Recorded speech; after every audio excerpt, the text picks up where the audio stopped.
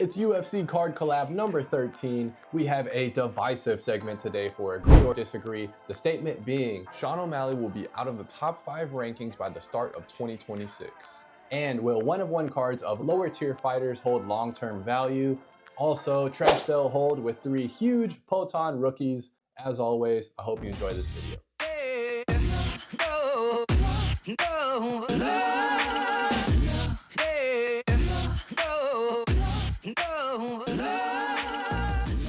I have with me the pink hat today, and it must be for Sugar Sean O'Malley. I got Damian from new title main event cards. What's up, Damian? Yeah, man, you're spot on. This is the exact outfit I had repping in Miami this past March when he was defending his strap for the first time against Cheeto in an excellent performance. And that is exactly the good voodoo I'm bringing on this week's collab. Nice, man. I know you're super excited, and we actually are gonna be talking about the man, the myth, the legend, Sugar Sean O'Malley later in the show. So stay tuned for that. Absolute stitch up, but yeah, looking forward to it. All right, Damian. First, I wanted to get your thoughts on the Poatan $30,000 sale, and I had a video talking about it. It's absolutely insane for the hobby. A lot of people were perplexed, as partly was I, as to why this particular card sold for 30 racks, sold for more than a Toyota Camry. What are your thoughts on this sale? Yeah, man, it really was a UFC card community divider, this sale. Yep. Half the people were pumped about it and thought it was absolutely awesome, and then other people, as you said, were just perplexed. Like, why this card? Why I understand Poatan. I mean, if there's anyone who is going to be comparing to the prospects that we see go for tens of thousands of dollars in other sports, to be fair, I don't think there's any disagreement that Poatan is the man right now for UFC. So of any fighter on the current roster, he deserves it the most. It's not like it was a 30,000 Paddy Pimblett card or even a Hamzat card at this point for 30,000. Yep. So it was the right fighter, but there's a lot of people who had the opinion it was the wrong card. And to be honest, I'm in that boat. I mean, I think as far as terms of sale goes, I think it's great for UFC. Anytime we have a sale in the 5 figures.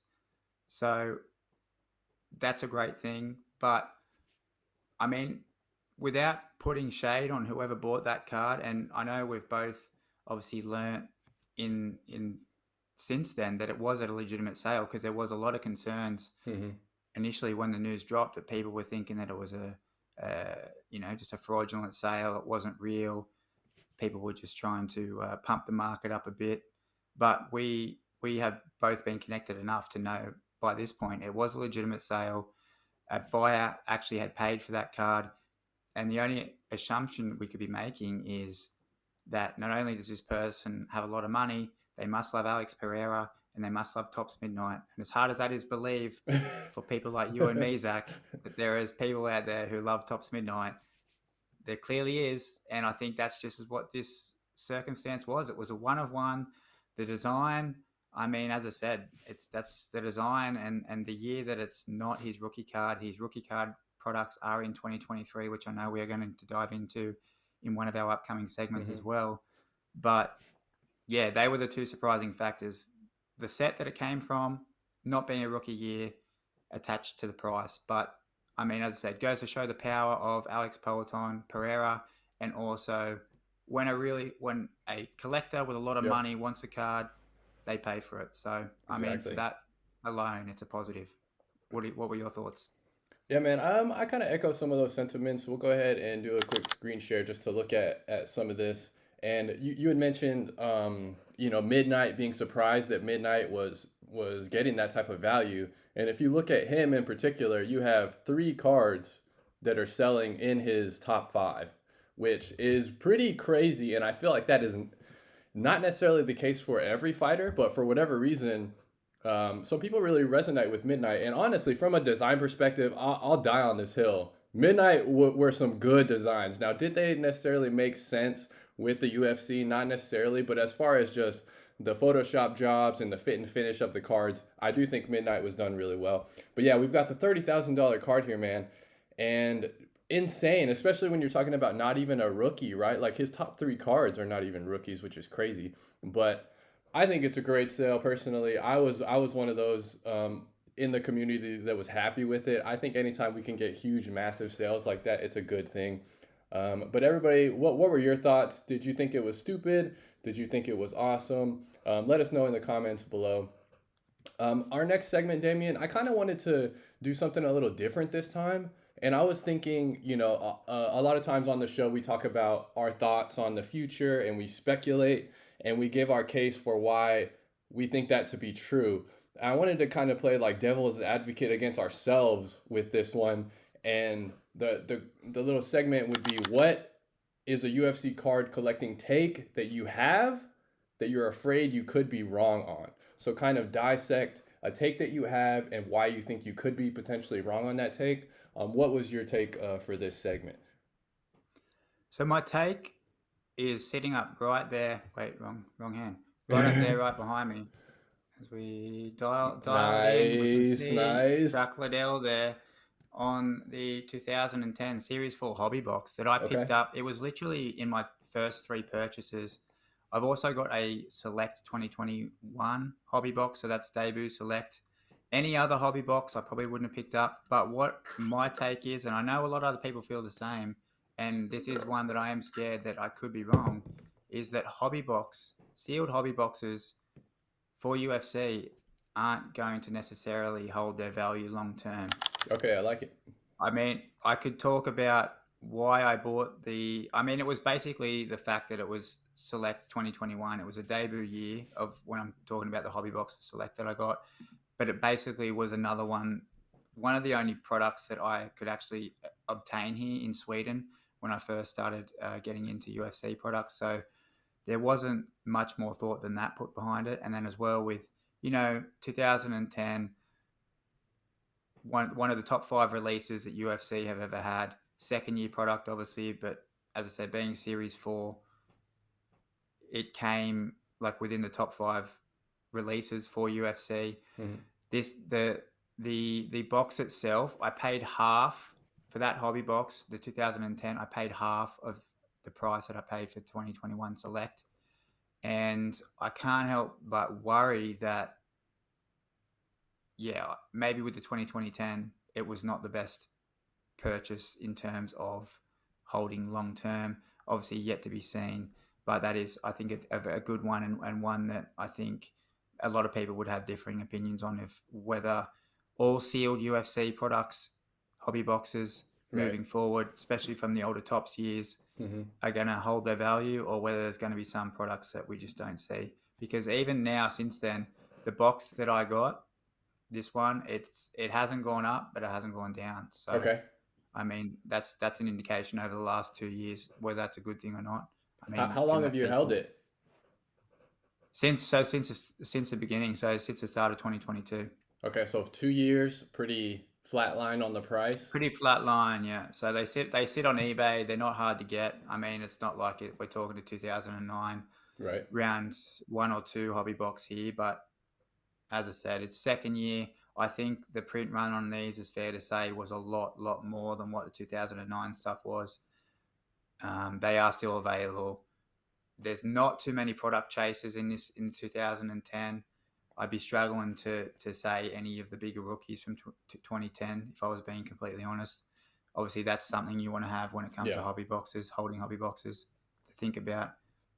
But yeah, that's something that I think, as I said, is a good one for people to think about for sure. What do you got? Nice, I like it. Mine was kind of similar, but a little bit different. And mine was, so I collect a lot of sets, right? I like to collect sets. There's multiple reasons that I like to collect sets, but one of them is kind of long-term thinking, right? And it's like, if I can nickel and dime and get these individual cards that are not worth that much, buy them at somewhat a reasonable price, and then compile the entire set, that hopefully down the line there won't be many complete sets available, and that maybe I can recoup some value, along with just being able to look at the set and see the roster for that specific period of time. But in my thinking about that, I was also thinking about kind of similar to what you mentioned about the product is about print run, right? And I would say I probably have like 10 sets that I've collected or that are almost completed. And I would say probably like four of them are modern. And so my thought process is like, how rare are these sets, and is there just a huge amount of sets? So that would be kind of my thought, is that the print run on the specific sets that I'm collecting may be super high, and if they are super high, there's going to be multiple on the market, and that the half of the kind of the fun of me collecting these sets is maybe potentially down the line there'll be some resale value if I want to get rid of them. So that's kind of where I'm at with that. But as far as set collecting, I'm kind of, I think for the future, I'm going to target more of the vintage sets. And I think that will kind of eliminate half of the worry that I have, in that I know that the print run and that the amount of sets available to potentially buy on the market will be low. So that's kind of my thoughts on that. Yeah, it's definitely. I mean, yeah, it's definitely a way to safeguard yourself. Would be if you are going to be doing something like that, you would be wanting to stick to the very earlier products because, as you said, it's safe to assume that the print runs were more limited as opposed to if you were like, I want to collect Don Russ whatever from Yeah. 2022, the insert sets from that. I mean, yeah, they're probably unlimited and All right, man. Next, we got the viewer question of the week, and this one was a fun question. Thank you. This one was from Fight Cards MMA, and the question was, "What do you guys think of one-of-one cards of lower tier fighters? Will these hold value? No value? What are your thoughts?" Damian, what do you think? well, it got me thinking because I do think there's two types of lower tier fighters. There's Hmm. lower tier fighters who are just complete nobodies and everyone forgets the name. I mean, I've recently, as you know as well, been going over some round one stuff, and there's a lot of fighters in there. I'm just like, I got no idea who this person is, Right. and that's no diss on them and obviously having a professional career, but that very much can translate to even some of the newer fighters who have came in the more recent years who have had some of these select prism, discos, select disco one on ones, especially in 2022, they seem to really just pump out the one on ones. We had the flash parallels as well. So you were getting all these fighters with literally, probably eight one on ones Yeah, that's a good point. from all the selects for each year. So, but then you also have the lower tier fighters who are still ex champions. So, a perfect Mm. example I thought of when thinking about this question was Davidson Figueiredo, for example. Yeah. Davidson is a fighter who is an ex champion. He's actually doing really well in the weight division above right now and making his way for a title run at the moment. But his cards still, Yeah. in relative to some of these other guys, his cards sell for nothing. Yeah. And of course, he has some one on ones. And I know personally of a collector of Davidson Figueiredo who does, you know, sort of seek out one on ones because that's the good thing, right? If you are happen to be a fan of a lower tier fighter, is Hmm. your money stretches a lot further. So instead of spending, maybe $350 purchases on some mid range cards, maybe you can get a one on one for 150. So that's where it becomes a supply and demand thing. As I said, I wouldn't necessarily have my same opinion if we're talking about ex-champion lower tier fighters. If we're talking strictly about the lower tier fighters who basically fight on the prelims for all their career, I don't think their cards are going to hold value one on ones regardless moving forward. The problem I see with that is somebody has it in their hand, they see it's a one of one, they don't want the card, but yet they want to sell it. So they're already valuing it over Right. what the potential buyer, because the chances is there's probably one person in the world who potentially wants to buy that card if there's anyone, to be completely honest. So, think of a fighter. Oh, I mean, let's say like Jeff Molina, for example. He has numerous number ones, one of ones from Panini products from years past. I mean, I think your buying pool, demand pool is really going to be short for that, even though it is a one of one. But Yeah. I can see where people are going to price themselves out. Yeah, great point on the ex champion one on ones. I actually didn't think of that. I had kind of a similar philosophy in that I wouldn't want. no matter what value of the card, if it's we also need to break into what does lower tier fighter mean, right? And if lower tier fighter means that it's someone that has had no success in the sport at all, I don't want any of their cards, honestly. I don't think there's really going to be any collectability there. Like, just like you mentioned, there's tons and tons, and most of the people on these UFC rosters in any year are going to be people that have not accomplished a lot in the sport, respective to like being a champion status, right? Obviously, they're pros. What they've done in sports career is amazing, but if that is what we're considering lower tier fighters, then I completely agree. I would not want any card, no matter what the value. But then I also kind of thought, what is lower tier fighter? And I was kind of thinking along the lines of someone that's just extremely undervalued for the time. And I looked it up. There actually is some rookies from this year that could potentially have a decent career as far as just longevity goes, because they're still somewhat young in the sport. And I looked up some of their pricing and I couldn't find any one of ones, but there were some guys that were very, very cheap. So I'll look up some names here. I found a guy, Miles Johns. He's relatively young. He's on a 3-fight win streak, I believe, and is of 25 orange, sold for $8. So like if you're talking about people like that, what are you talking? Maybe 40, $50 for a one of one of a guy that's on a win streak? Like who knows what's going to happen here? I honestly think that might be a good play just to buy a one of one. And then if somebody like that does eventually pop, like you've got one of the most sought after cards of that person, and the buy-in is so low. So I think if I'm categorizing lower tier fighter as just somebody that's potentially undervalued in the market, then I think a one of one for someone that's unknown and lower tier could be a good play.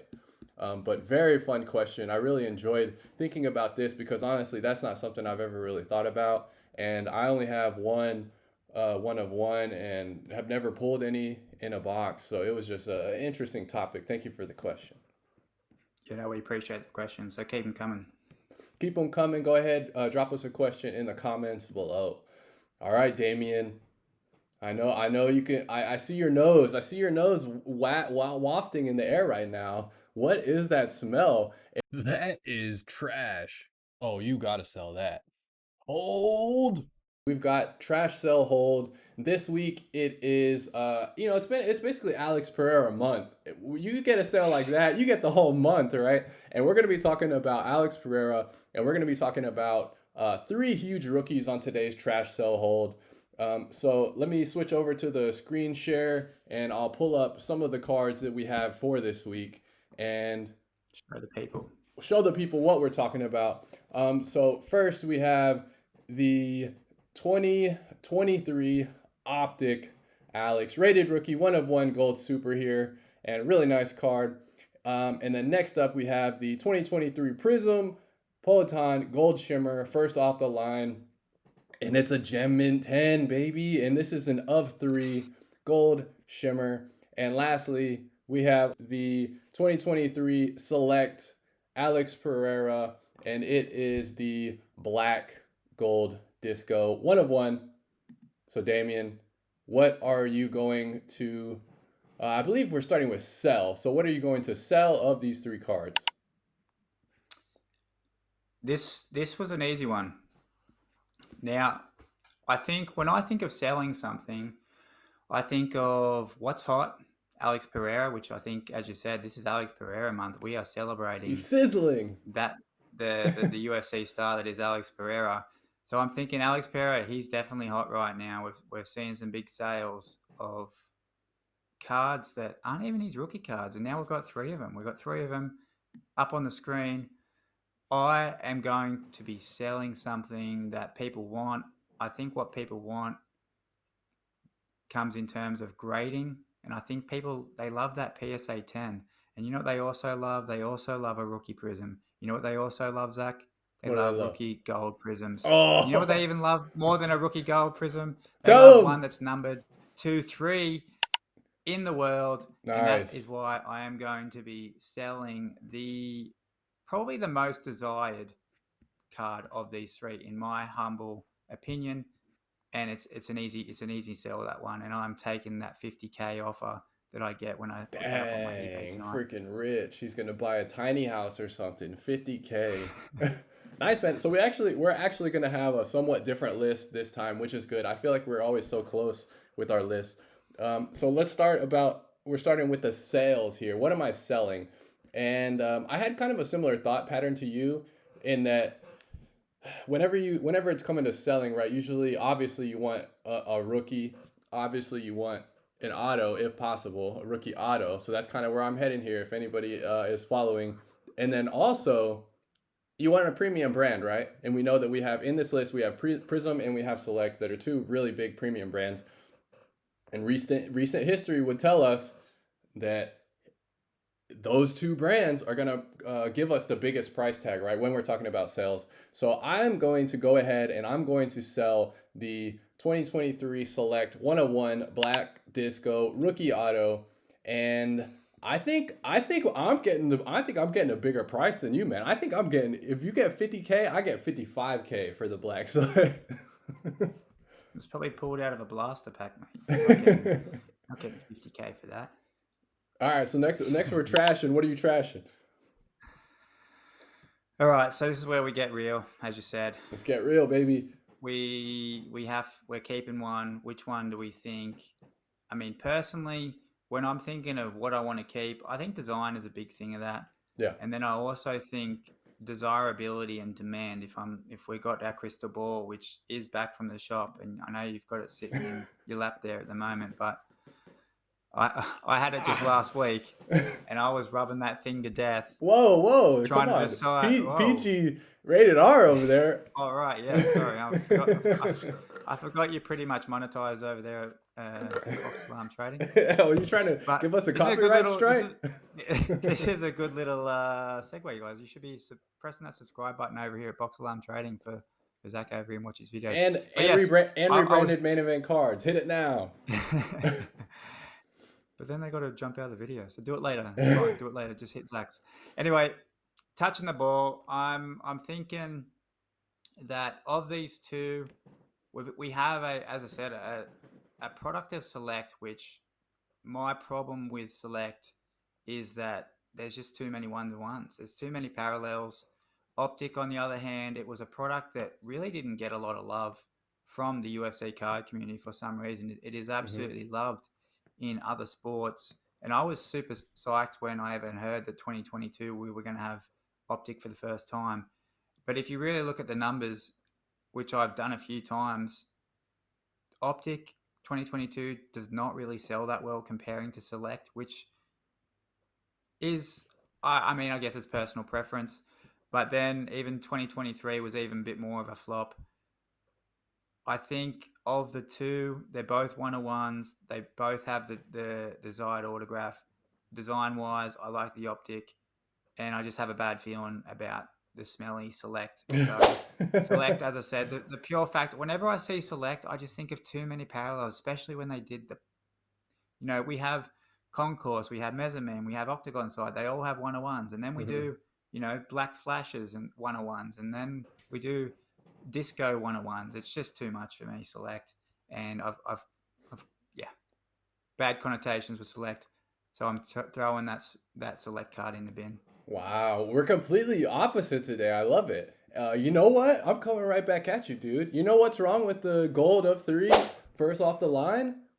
It's gold and it's of 3. That doesn't make sense. Nobody's gonna know what that means. It's whenever you see that listing on eBay, you're gonna think it's an of 10, right? Like just if you're talking about Panini Prism, you're going to think it's an of 10. And it is a true rookie. That's great.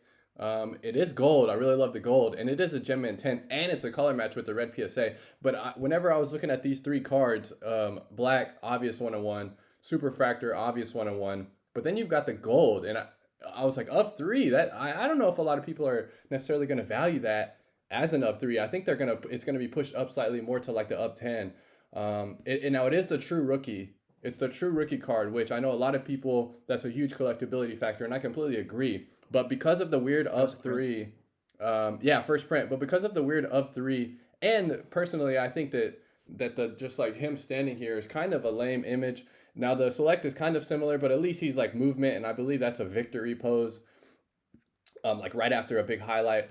So for those reasons, I'm going to throw it right back in your face, Damian, and I'm going to trash the 2023 gold first off the line rookie. So what are you holding long term? Oh, yeah, there's only one card left, and it is Yep. the gold vinyl. I think gold vinyl, they're a little bit different in terms of how they look, the shine on them, the design, the whole everything about them. I think they're quite unique. I mean, you can't really say that, as you said, with it gets tricky when we're talking about prisms and the parallels and prisms, but there is no card that looks like the gold vinyl Hmm. other than Optic. It has the auto. I like the image the most out of all of them. That's the one to keep in my book. Nice. So we disagree on the first two, but we agree on the one that matters, and we agree to hold the Optic rated rookie Superfractor. I think this is his best card just from a design perspective and how it looks. I think this is his best card of any rookie card that he has. If I was going to pick any Poatan card that I could just hand pick one card that I would want in my collection, it would be this card. That's how much I like it. I think it's his best card that's been made for his rookie year. The rated rookie logo looks awesome. The super fraction, like you mentioned, is just it really always, anytime you see that little swirl with the gold, you know that's what it is. And I completely agree. I'm holding the 2023 Optic Alex rated rookie 1-in-1 superfractor as well. I'm glad we agree. Perfect segue. Agree or disagree? Agree or disagree? That is the question. And the statement, Damian. I was hyped when I finally thought of this one. I was like, we're gonna get some good content out of this one right here. And we're talking about your boy. We're talking about your boy. We're talking about Sugar Sean O'Malley. And the statement is Sean O'Malley will not be a champion and will not be in the top 5 in 2025. Do you agree or disagree with that statement? Just let me. Oh, he's letting the hair out. Look at that hair, dude. Oh, the hater hat's on. The hater hat is on. Just firstly, Zach, I know you're trying to stitch me up here, trying to get me cancelled on the internet. Luckily, no one's home on your end. This question, this statement, agree or disagree, absolutely atrocious. When I read it, I thought, you know what, I might skip this collab, but I'm glad. Thanks for coming. we go a little bit deeper than that. So I'm a man who can get past things sometimes. But this is an absolutely absurd statement. Nothing more to say than that. Let's remove my bias from. What bias? What do you mean? Let's break this down for a little bit. All right. So I think for any shot of Sean O'Malley to fall out of the current top 5 bantamweight list, you're basically saying that he's going to lose this weekend at UFC 306 to Merab Dvalishvili. I honestly would say of the top 5 fighters, probably minus Davis and Figueiredo, I think Merab is the easier fight for him in that division, and probably Peter Yan. Peter Yan's still in there. I feel like if they would rerun it back, he might do a little bit easier over Peter Yan. But I honestly don't see him losing this weekend. I think he has a tougher time with Usman, and I also think Nurmagomedov, that is, and I also think he has a problem more so with Corey Sandhagen, which brings me to my next point. I don't think he loses this weekend, but even if he did, I think this is his last fight for 2024. We obviously then only have 2025, one calendar year for him to drop out of the top 5. He would need to lose at least 2 fights for that to be even possible, probably 3 fights. I don't think we see him fight more than 2 times next year, win or lose this weekend. And as I said, even if he was to somehow lose, which is not going to happen, and I don't even want to say that, I don't want to put it out in the world, but he would then need to lose to 2 of the top 5 fighters. And as I said, I don't even think the 2 top 5 fighters that could potentially, I think he would struggle with the most is Corey Sandhagen and Nurmagomedov. So he would have to fight both of those guys in 2025 to then have 2 losses before 2026 to be out of the top 5. And if we look at the stat that even Henry Cejudo, of all people, he is number 6 at the moment. If he is number 6, I think we see Sean O'Malley, even if he loses 5 fights, I think Sean O'Malley still stays in that top 5. before 2026. But it's not going to happen. He's not going to lose this weekend, and then it's a tough outing for him. If anything, he wins this weekend, and then he takes on someone at 45, and he still stays that bantamweight champion at the same time. All right. The hater has spoken. The alternate ego. He brought the alternate ego out on me today. I appreciate that. I appreciate you not losing your cool, man. I can tell you were really pissed off there, and I appreciate you not losing your cool. You kept it professional here, and we got through this. Anyone segment. else, mate? Anyone else? He would have flipped the display in the background and shut the computer off immediately. I would be on a plane right now. Be on a plane right now, straight over to Texas. Knocking the doorbell. Okay.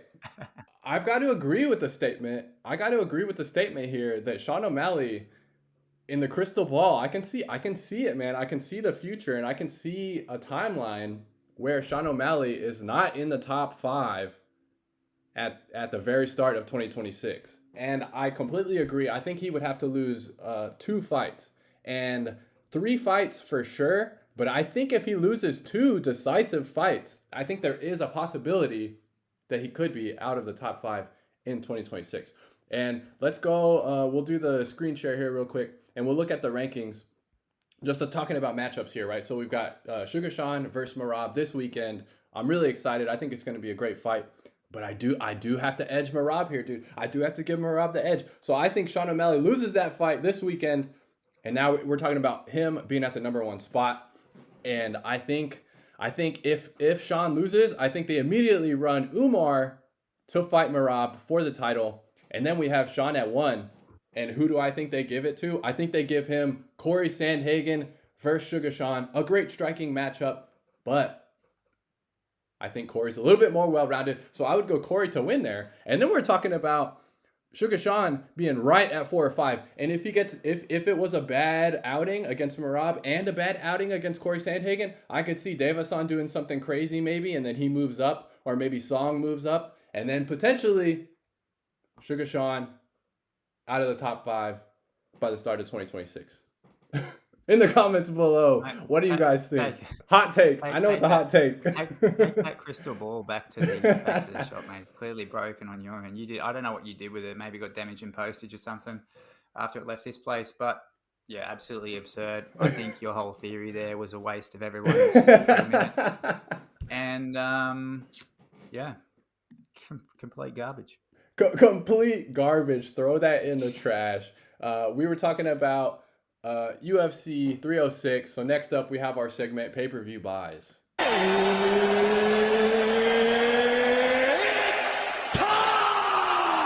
for Pay-Per-View Buys. And Pay-Per-View Buys, we're going to revisit 305 before we talk about 306. And what was your turnout? How did 305 go for you, Damian, with trying to make some sales here?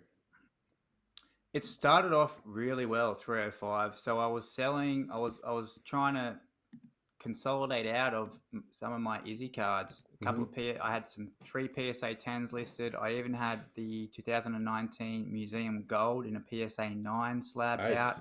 And I really thought what I would do here is experiment a little bit. Obviously, I was experimenting previously with free postage to see if it helps to buy it now. But I thought this time I am going to do one for the people, and I experimented with an auction. And I figured, what better occasion than fight week for Israel Adesanya on his comeback fight, which I had him at a good chance of winning that belt back. And we all know, well, we don't all know, but I had a feeling that when you put things at auction, starting at 99 cents, letting the ball roll down the hill, it does seem to get a lot of action when it comes to viewers on the listing and also watchers. Now, we've talked about this before. Oh, yeah, we had 10 views and we had 2 watchers when we had buy it now listings. This one card, this Izzy Gold Museum from 2019 in a PSA 9 slab, literally during fight week leading up to the fight, it had over 100 views. It had 17 watchers. Wow, nice. And it was really building up some steam. Now, I rolled the dice in terms of letting the auction end after the fight. I think that Ooh. is the way that you can experiment to get maximum value. I've done this before and ended auctions before the fight, but I really wanted to commit to this one. Mhm. So, unfortunately, obviously, Izzy did not get the result. I then did not get the result that I think I should have for this card, but it is what it is. Lesson learnt, and it was well worth it. That card selling for $39.50. As I said, a little bit underpriced. I was into that card for closer to $60 between buying the card raw and getting it graded. So it was a complete loss. But I did also sell Fight Week. I did have out a PSA 10 of his 2021 Chronicles Origins Asia Red, number to 88. That was out for a buy now of $85. I got a mid offer. I got a mid fight week offer for $65. I am denied, but I had other listings up for Izzy as well. So I figured, hey, take this one when I can get it. So I was definitely happy that I accepted that offer and the buyer paid straight away. So I did get one little bit of a sale There you go. for that one. And then I also did have a Drakus. I got a Dang, Drakus. dude, you're just selling everything. Drakus rookie in the select concourse, neon green. That was number 249. This was a surprising one. I was probably shot myself in the foot. What I like to do when I'm listing cards on eBay is I actually will disclose if there is a flaw with the card. And Yeah. there was on this one.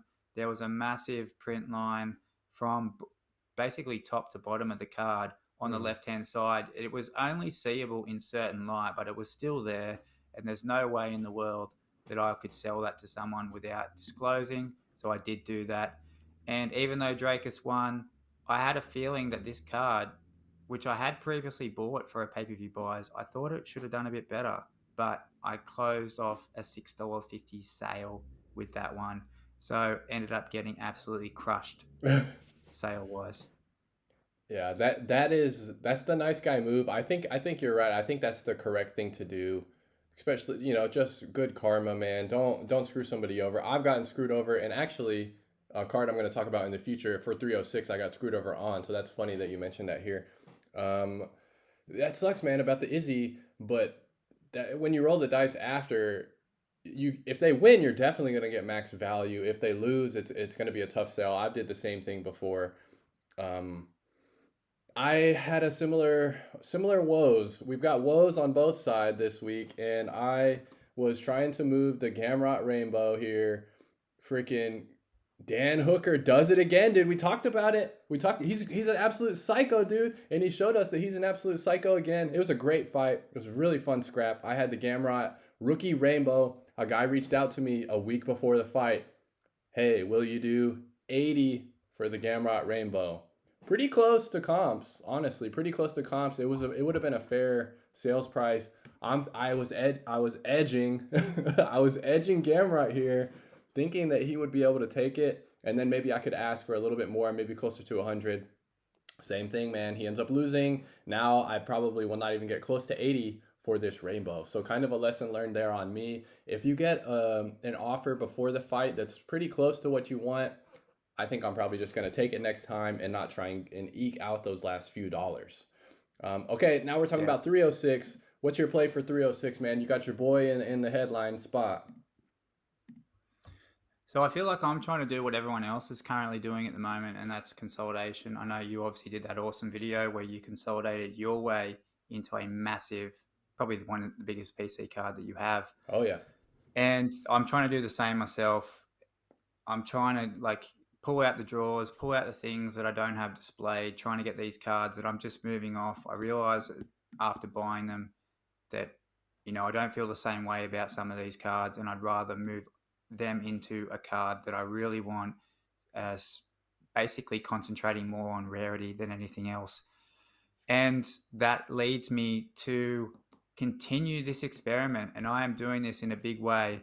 You can currently see up on the screen there, I have the Diamond Refractor Rookie for Sean O'Malley in an SGC 9.5. I bought this card probably close to a year and a half ago. I've had it for quite some time. I got obsessed with the finest diamond refractors a long time ago. I then obviously thought, moved that over into the chrome diamond refractors. And I had this card and I enjoyed it for a while. And then after a while, I was like, I don't feel the same way about the chrome diamond refractors comparing to the finest ones.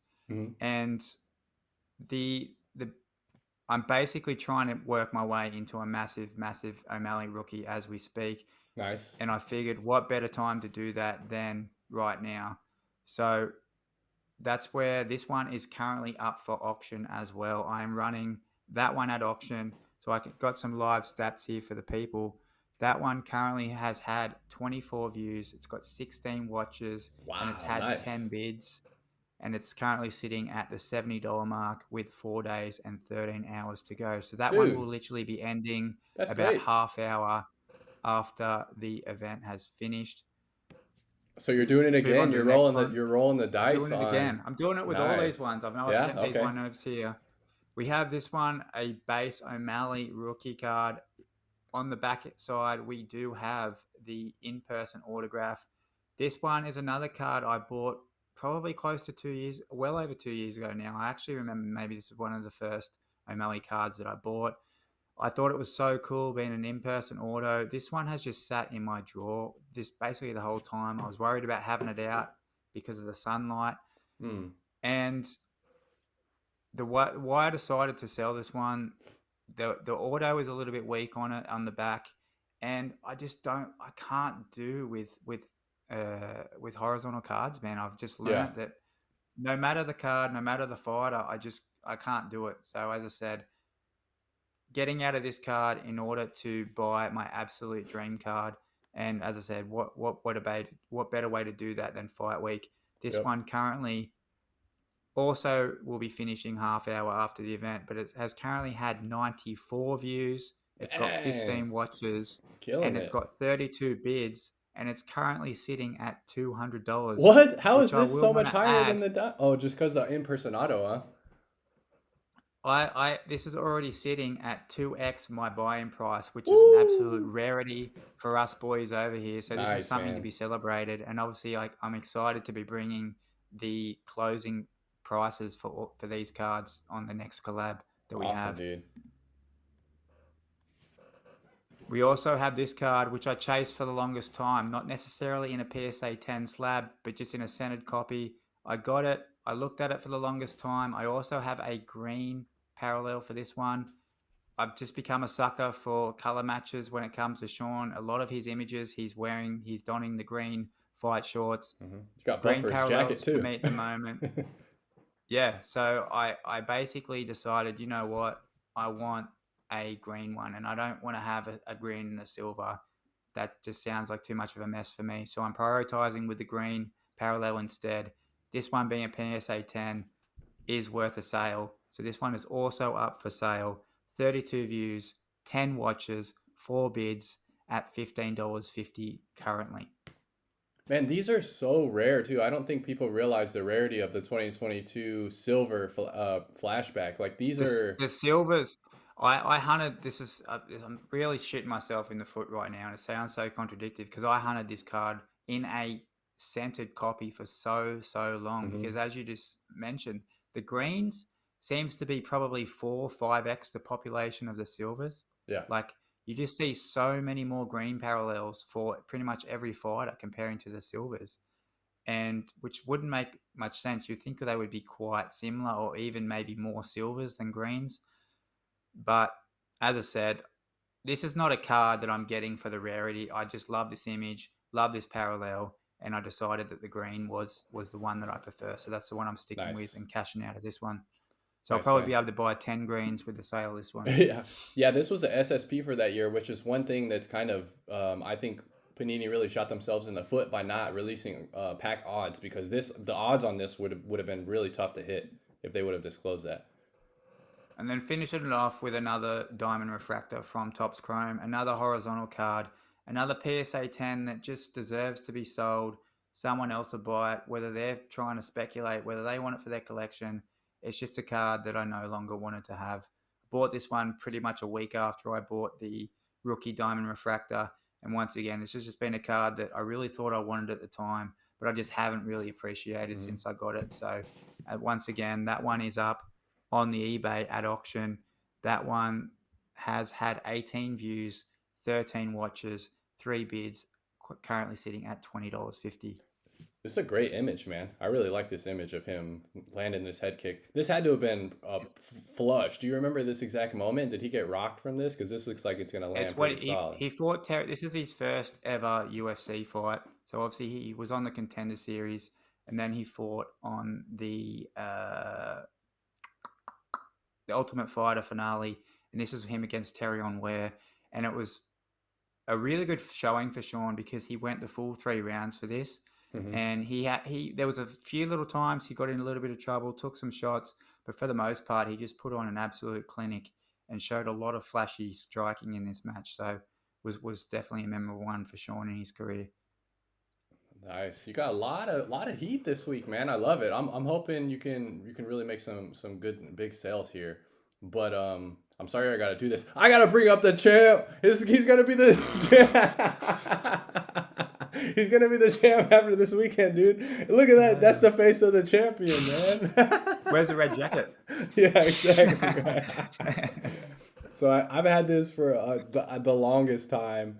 I bought this a super long time ago. It's a pretty low parallel, right, in the silver rookie, but it is a silver rookie, and it's centered pretty well, and the condition is actually really nice too. Must have been a freebie. Yeah, it was. I think this might have been like 2021. I think I might have bought this on Whatnot actually, which is way Fell long out time of some ago. kid's bike spoke. Yeah, and we got the Marab silver here. Right now, it's got 0 views, 0 watchers. So That's about right. it is a buy it now. I think I have it for only like 15 or 20 bucks. So maybe if he wins, somebody will click on this baby. And the other one that I have here is from another fighter from this weekend. The Bullet, Valentina Shevchenko. We talked about your card earlier that had some damage on it when you bought it. And as you can see, this one has a print line that goes all the way across here. And I could not see this in the listing that I bought it from. I believe I bought in for like 30 or 35 bucks. So it wasn't that crazy of a buy-in price, but definitely I learned that you really are rolling the dice whenever you're buying things on eBay. And I think per eBay policy, you could probably send this back because it wasn't disclosed, but that seems like a lot of work and like a lot of headache for me. So I'm just going to eat it, and I'm going to try and move this weekend. I obviously did disclose in the listing that there is a print line down at the bottom, but I really like this card. It's a rookie.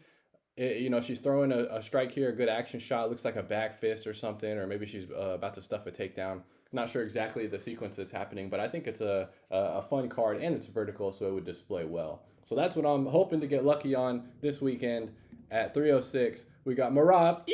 He's yelling a shriek on the cage, and then we got Shevchenko up here as well, man.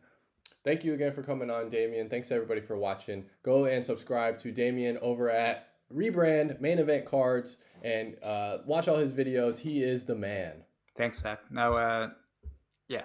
As I said to you a little bit before, been had a little bit going on here in life, but always want to make time for these collabs because they're like literally my favorite thing to do. So appreciate being on, Zach. Thanks a lot. Bye, everybody.